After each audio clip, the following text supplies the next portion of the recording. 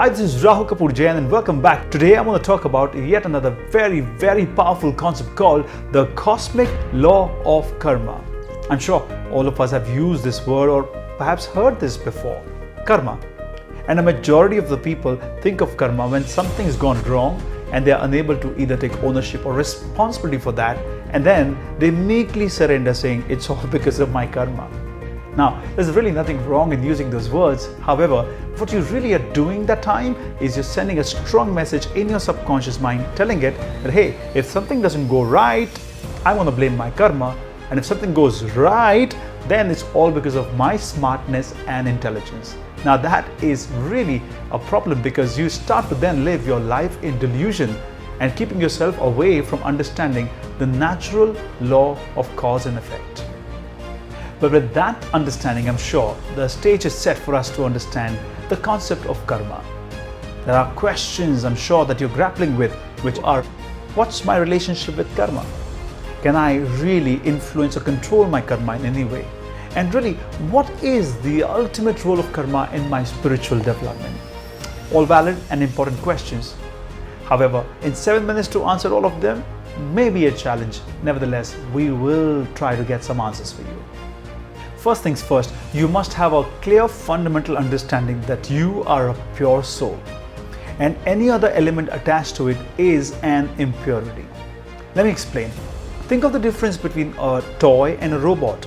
A toy cannot perform any activity on its own, but a robot can. Why? Simply because it is being operated upon by a software using a programming language like C, C++ or something else.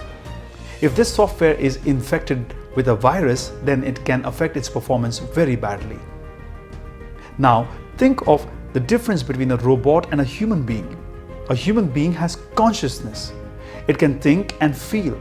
It can choose between right and wrong.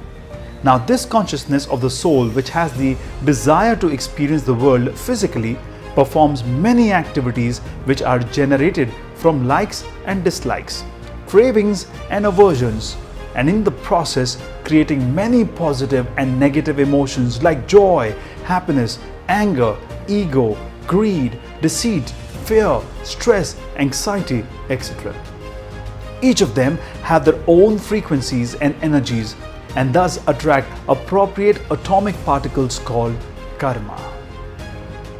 Think of these atomic particles as floating dust or dirt and call them as karmic dust or karmic dirt. These are very subtle and sensually imperceptible particles which exist in the entire universe. They are really small. So small that one speck, which is the smallest possible extent of space, contains an infinite number of karmic particles. So in effect, every emotion that you produce like pleasure, pain, love, hatred, etc. is experienced by the soul, and it is called bhav karma. And it attracts the corresponding material karma, which is called dravya karma, from the universe, and they stick to your soul. It is too profound a concept for a common human being to understand, especially for those who do not have an understanding of the inner world. But do not get discouraged. Stay with me and stay till the end of this video. I am sure you will get a hang of the subject. In the sense, what I've said so far is that every thought, word and action of ours is actually attracting the atomic particle called karma, and it is getting attached to our soul. It's like a subtle automatic process that you cannot even perceive, but is taking place every moment, impacting the purity of your soul. So who is in control then? It's a good question. Let's discover. The universal truth is that karma works without the intervention of any other being. It is a self-regulating mechanism, and God has no role in dispensing rewards or punishments. The consequences occur naturally when you live a life in agreement with moral and ethical principles, or when you utter a lie, steal something, or commit senseless violence.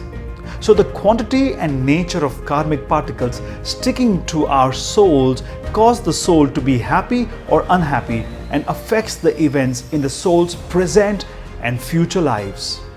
So this establishes that only and only you are responsible for what's happening now and whatever that's going to happen in the future. This also clearly explains the law of cause and effect. Everything that goes around comes around. Now let's go on to the final question, which is, what is the ultimate role of karma for your spiritual development? Well, the answer is simple. The ultimate goal of every soul is to liberate itself from the bondage of karmic particles or karma. Having also understood the natural law of cause and effect, by now you must be very, very sure and confident that you and your efforts can determine your own destiny. I know you have one big question still lingering in your brain, which is, how can the soul liberate itself from the bondage of karma? Well, the answer to this question lies in understanding Navtattvas, or the 9 fundamental principles, for which I'll have to make yet another video. Until then, I'd like you to please become aware of your actions and live your life in awareness.